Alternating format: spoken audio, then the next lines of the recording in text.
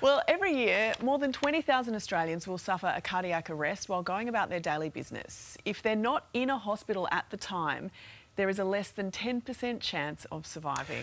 That's right. Our next guest beat the odds. Phil Zibel collapsed while playing basketball, died for almost half an hour before making a miraculous recovery. I'm pleased to say he's very much alive and he joins us now from Melbourne. Phil, great to see you, smiling there. This is really, really serious. What do you remember in the lead up to the moment you collapsed? First morning, guys. Nothing. Yeah. Absolutely not a thing in the lead up to the collapse. Probably not even the weekend beforehand, not even stepping onto the court. The stuff, well, I definitely don't remember going to the game, travelling there, or even being on the court. I do recall things now from the weekend because they were on Facebook and stuff like that, and I've done a few posts, Kids for Cancer, bike ride and stuff like that, but absolutely nothing. I had no warning signs, no symptoms, perfectly fit, to be honest. And it just, yeah, you just, a blink of the eye and I'm out, they tell me, out cold on the ground. So they say you died for around 28 minutes. I assume that means your heart was stopped for that amount of time.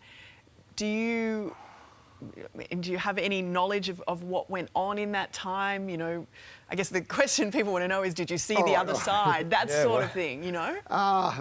No, look, no lights at the end of the tunnel. No angels, no nothing like that. I've used the term a bit out of body, which has been a bit exaggerated to hover. And when I said a bit out of body, I meant it's like I was just standing there watching a movie or watching it all as a bystander. But your brain's still alive. While it's getting there, it's still alive. It's still functioning. So that could have been me subconscious. I could have been aware of what was happening and not able to communicate it across.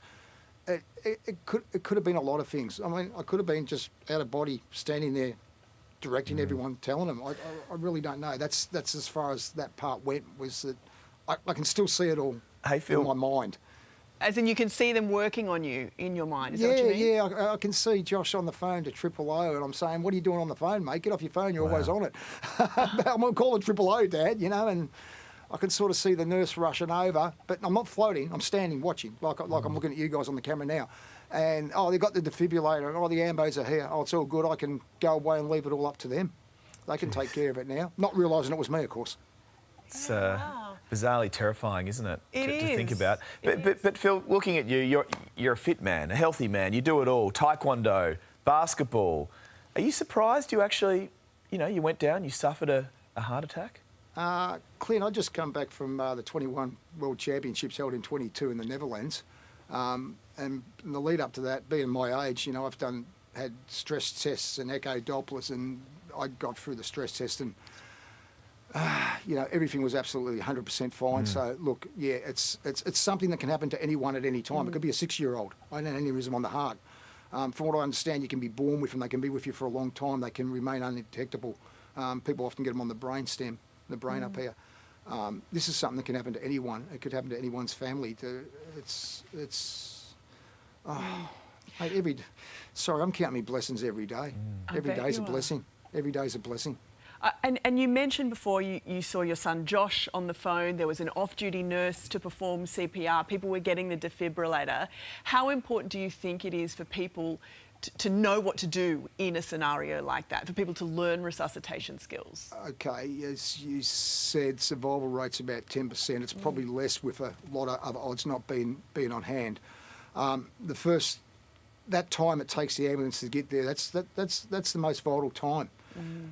It's the CPR that's going to keep the air supply, the oxygen going through to your brain. It's going to keep your brain alive. While your brain's alive, you're alive. Your heart's stopped.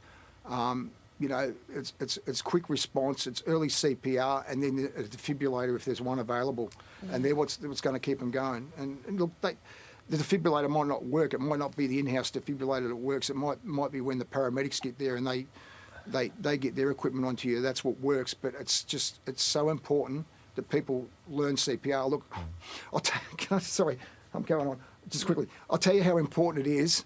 It's so important that I've got a first aid provider. First aid, I was come in my little facility. I'm doing training courses once a month, and the only people at this stage I can get to do them is my wife and my son, because they've been first hand. They've had it first hand, and they've said, well, we've experienced this first hand.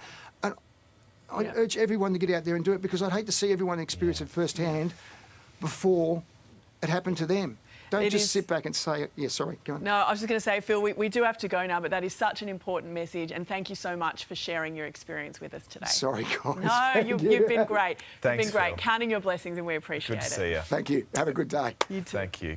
Hey there, Today fans. Sarah and What's my name again? Carl. Hey, thanks for watching our YouTube channel, though. Subscribe now for more news, special reports, and amazing Aussie stories. And Carl misbehaving, Whoa, of course. that never happens. Always happens. What's she talking about?